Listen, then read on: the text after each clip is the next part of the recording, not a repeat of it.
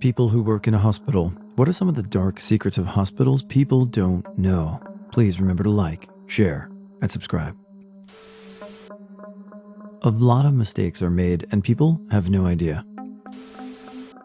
Several people are fired every year for peeking at medical records of celebs, politicians, and other VIPs. This is in spite of those records specifically requiring you to acknowledge a scary reminder about privacy law and how their actions will be logged and audited. The mega VIPs actually have records under false names for further protection. I worked as a case manager at a for-profit long-term acute hospital many moons ago. I left because I thought it was very unethical even though I made bank for a social worker. Back then, 2013-ish, discharge date was determined by DRG payments and totally divorced from what was in the best interest of the patient. I got a printout every morning of when people needed to be discharged by for max profit and at which date we would start losing money. People were often hastily discharged to a lower level of care, ready or not, when their DRG date came up. Then, we got into a length of stay crisis because we were discharging too quick. The rules at the time said that LTACH had to have an average length of stay of 25 days. When this crisis was identified, people were kept longer than they needed to be. It was awful. I had a CEO breathing down my throat constantly. I sure hope they've reformed things since then. Executives are money power hogs, operated by sycophantic clique, and people who are driven by service to human welfare turn over quickly. Counterfeit medical devices make their way into the supply chain. MD companies do everything you can to imagine to prevent it, but it happens. In a few teaching hospitals, some patients are unaware of students practicing invasive examinations on them when they are under. The hospital covers themselves with vague clauses in the paperwork people sign. A effed up practice, to be sure. When I first met my husband, he was working in instrument prep. Occasionally, they'd run into situations where they'd done a ton of surgeries and a ton of emergency surgeries on top of the scheduled ones. They'd run out of clean instruments. Some would be in the industrial sterilizer already, which could take an hour or more to finish. So they'd have to resort to hand cleaning what instruments they had on hand. So while hospitals may have all these great things like autoclaves and gas sterilizers, sometimes you get cut open with tools that just got a hand wash and a bath and some germicide. This might not apply everywhere. There are doctors that practice medicine that is no longer accurate.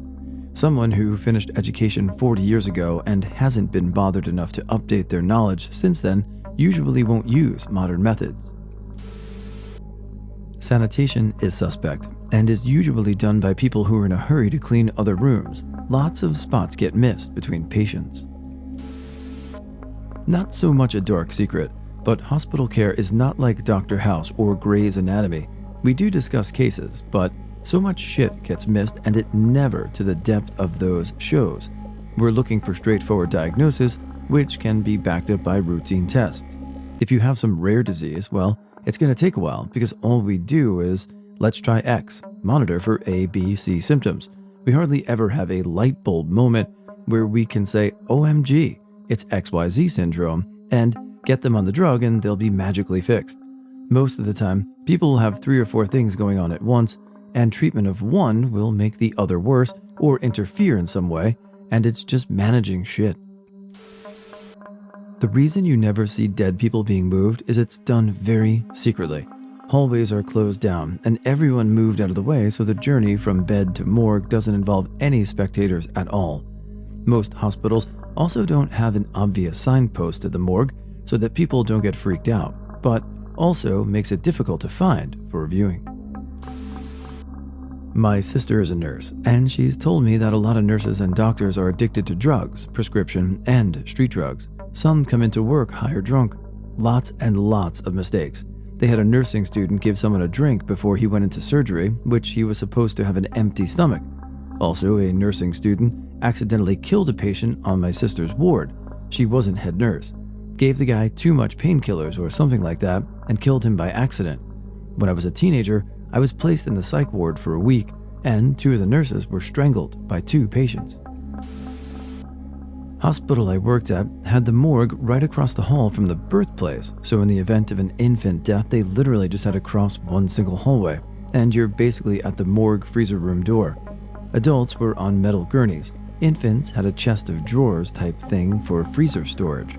Whenever I had to transport to the morgue, we had a special route using only certain elevators and hallways to minimize the amount of time carting a corpse through a public hallway.